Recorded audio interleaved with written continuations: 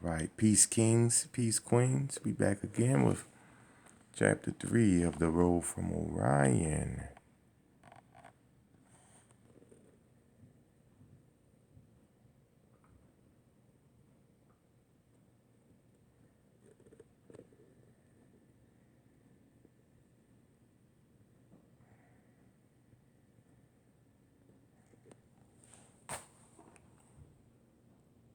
Looking for the eyes of God, I saw only a socket, vast, black, and bottomless, from whence the night that dwells there streams out over the world and ever deepens, a strange rainbow encircled the somber pit, threshold of the old chaos whose shadow is nothingness, spiral engulfing the worlds and days. The Christ in the Isle of Grove, Gerard de Nerval. In 1983, the Academic Senate of the University of Arizona adopted a resolution saying that it was a serious breach of professional ethics for any instructor to make sexual advances to a student, even for a consensual sex. Rumor had it that some of the more libertine instructors had attended off-campus parties participating in certain rites. Shall we say that the Marquise de Sade would have enjoyed immensely. At one party, orgy mongers ladled up and bonged salty drinks from a bathtub full of vodka, grape juice, and most probably urine because the toilet next to the tub was out of order. I will not drink urine, I thought, as I watched my friend John chug a mug of purple piss as if he were swallowing a secret remedy for eternal life. His zest for life sometimes outweighed his wisdom.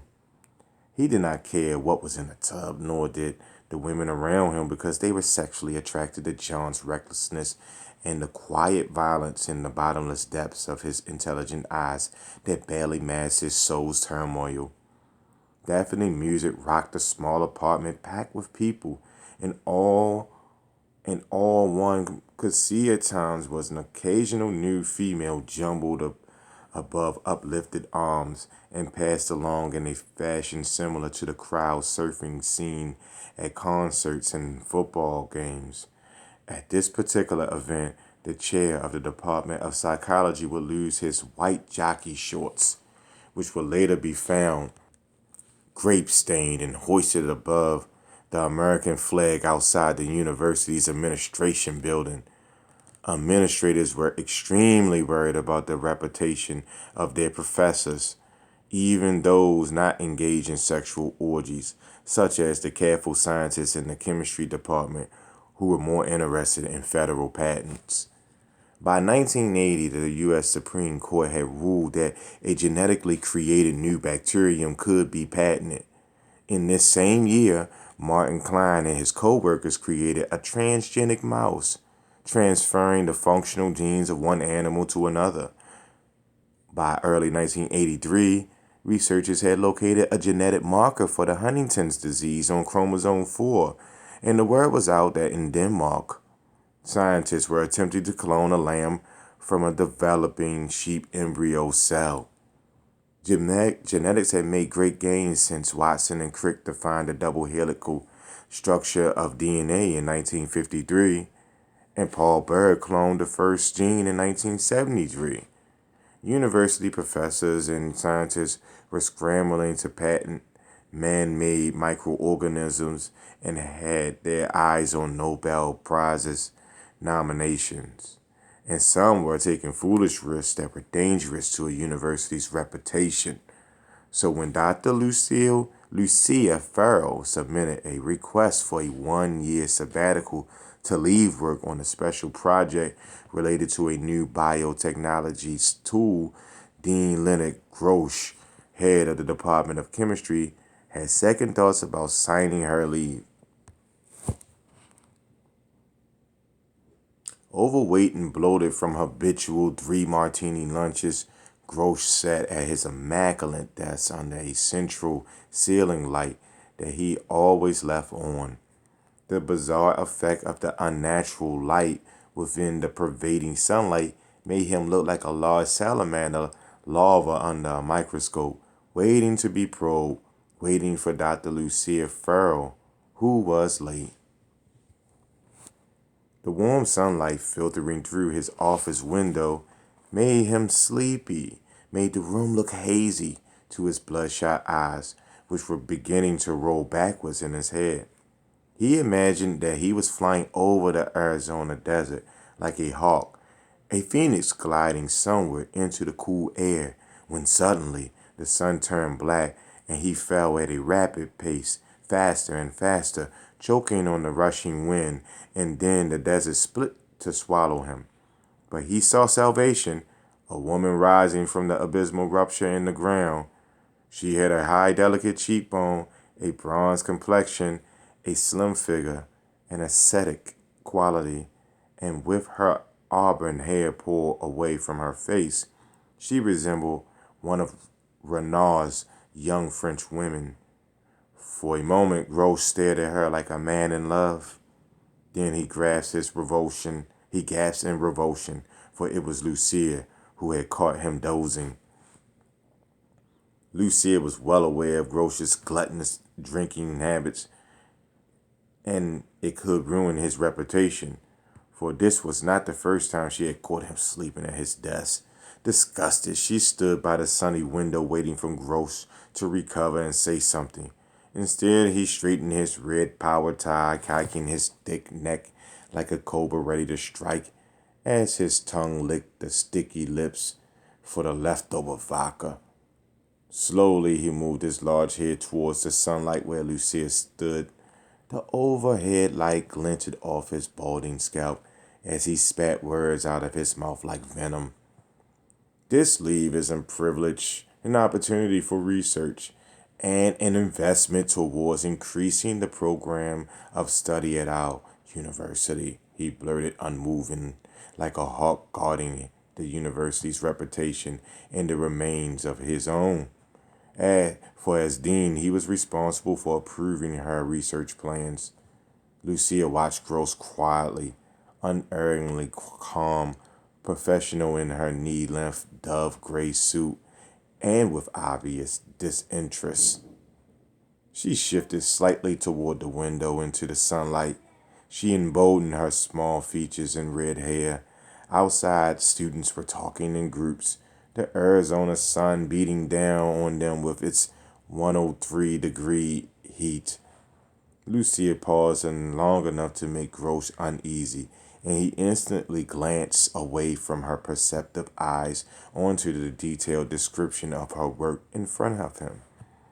He had a high, wrinkled forehead, balding to a shock of white hair, large fleshly earlobes, a gnarly look from too much sun and alcohol, and a certain idiocy about his face, the look of a ham-fisted peanut, like the one of Van Gogh's potato eater, fogged up his face, but he was much better dressed than a field laborer in his light blue shirt and gray suit. Leonard, she said, if my research supports this thesis, you can retire famous. Gross glared at her, his blood-thin, hawkish eyes, yellow from too many martinis, sharpening. So you think the release of free oxygen had a fundamental effect on the biosphere, he said. Lucia glanced towards Gross with conviction. The early Earth's atmosphere contained very little free oxygen 3.8 billion years ago.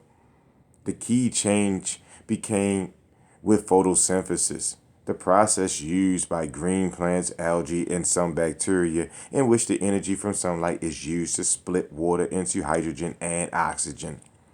This isn't the classroom, Lucia. I know what photosynthesis is, said Gross, turning the pages of her application, his curiosity widening as he searched for her thesis statement. With passionate intensity, Lucia continued, her full face lit by the sun, her eyes bright and edged in mystery, possessed as they were by the desire for ultimate knowledge. Like a falconer, she reeled in Gross, tightening the grip she had on his arrogant mind. Free oxygen, she said. was originally confined to the oasis in the ocean while the atmosphere remained oxygen free. Then, about 2 million years ago, the entire global ocean became oxygenated and life diversified into full range of life forms as we know it. As she spoke, Gross finally zeroed in on her written thesis statement. A suddenly ghastly pallor clouded his swollen, ruddy face. And you think that the oxygenation of the deep sea resulted from deposits of feces? Gross paused as a bead of sweat trickled down his wrinkled forehead. Yes, Leonard, Lucia harmonized, releasing her mental grip on the old hawk. Feces deposits from animals with sophisticated digestive systems, causing the sea to become open to oxygen breathing life and the evolution of humans. Speechless, Gross fumbled with his nose as if he had been snorting cocaine along with drinking martinis. Yes, it all came down to shit, biochemical and academic.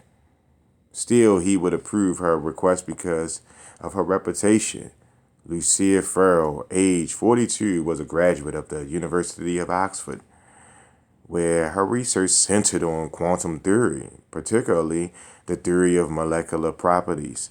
Years of isolated study and thought had provided a strong ground for her research interests, which she proved by means of the scientific method enlightened by intuition.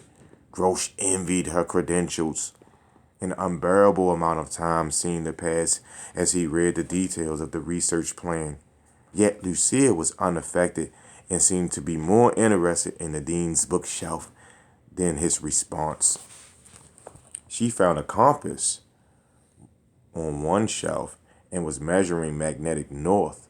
When Gross finally scribbled his name on the request, then he stared at Lucia. Once a sabbatical leave is approved, the member must carry out the project as exactly described in the application for sabbatical leave. Lucia looked calmly at the pompous Gross, her lips curling into a thin, melancholy smile. For the dean did not know that he had just made a pact with Durer's dark angel. Since Albrecht Dürer engraved Melancholia the First in 1514, no one has been able to come up with a convincing interpretation explaining the meaning of seated sad angels in the alchemical laboratory, holding his head up with the left hand and while the right holds a compass. A squamous form in front of the angel that looked like a mutant embryo with a sheep head curls between a white spear and a large geometric shape or distorted cube, stretched into 6 pentagonal faces and 2 equilateral triangles. Sitting next to a ladder on a grindstone between the sullen angel and the misshapen cube and a winged sexless spirit, a forlorn hermaphroditic shrub. 4 faces inhabited the woodcut along with a starry sun, a rainbow, a dead calm sea, an equal balanced set of scales, and an hourglass with equal amounts of sand. The magic square with 16 numbers hanging directly above the angel's head has puzzled mathematicians and theorists since 1514. Adding the numbers across, down, or diagonally always gives 34, a number somehow related to the distorted geometric stone that is the object of the angel's melancholia. The weary angel is deep in thought, almost despairing, as if the choice for transformation were something disturbing. Scholars have interpreted the cryptic engraving as a symbol of beaten intellect of the creative genius, but Lucia believed the masterpiece was additional proof for her thesis on the afterlife transformation described by the Egyptian funerary text. It was this thesis she was working on, not the one on free oxygen she peddled to Gross. Like her grandfather, Sir William Petrie, Lucille was obsessed with uncovering the meaning of the Egyptian legacy locked within the funerary text. She was ready to risk her reputation to expose the truth. Now that Grosh had agreed to her leave, Lucille could accomplish two objectives: her cloning experiment and the out of body drug testing on John Friedman.